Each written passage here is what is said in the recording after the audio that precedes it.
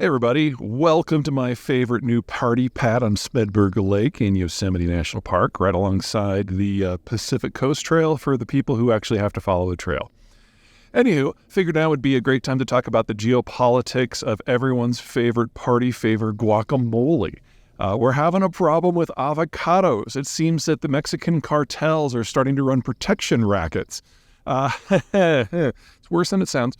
There are two groups that are doing most of the work and inhibiting production. The first one, the Jalisco New Generation Cartel, who, if you remember from previous works, are, there's some bad characters. Their leader is a guy by the name of El Mencho, who basically believes that the first thing any cartel that's self-respecting should do is go into town, walk right into the police office in broad daylight, and kill a few people.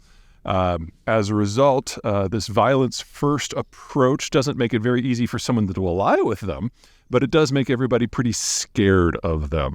And the growers of avocados have had to form self-protection forces in an attempt to fend them off. The second group is, let's see if I can get this name right, La Nueva Familia Michoacan, the new Michoacan family. Michoacan is the state where most of the avocados in Mexico come from. Anyway, they are a relatively new arrival, but they are definitely allied with the Sinaloa cartel, who are the primary competitors to Jalisco New Generation nationally.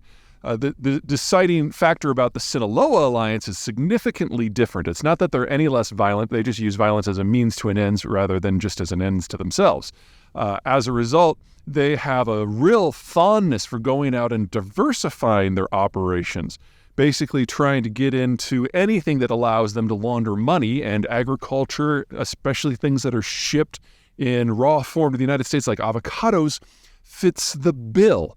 So you've basically got a group that's hyper-violent and is just looking for cash versus a group that is a little bit more selective with their violence. They're the nicest mass murderers and drug runners you could ever meet. Ugh. But they prefer a more corporatist approach that is more, what's the word I'm looking for, corrosive to the economy. And these are the two choices that the locals have to deal with, ergo the self-protection forces.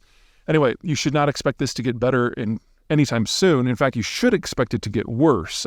You can make the argument that a few years ago, Americans had the opportunity to quit cocaine and destroy the cartels. But now that they've diversified into really any sort of illegal operations, especially if it's cash heavy, it's probably too late for that. I mean, don't get me wrong. You should still not take cocaine.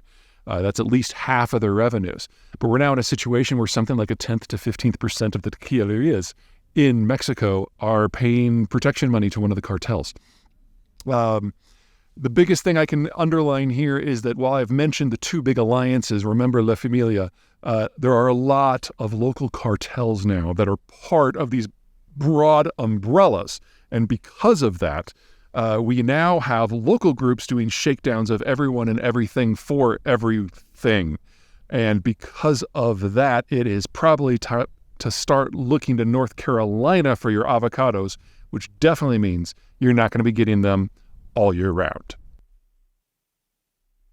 They don't travel well. I don't have any here.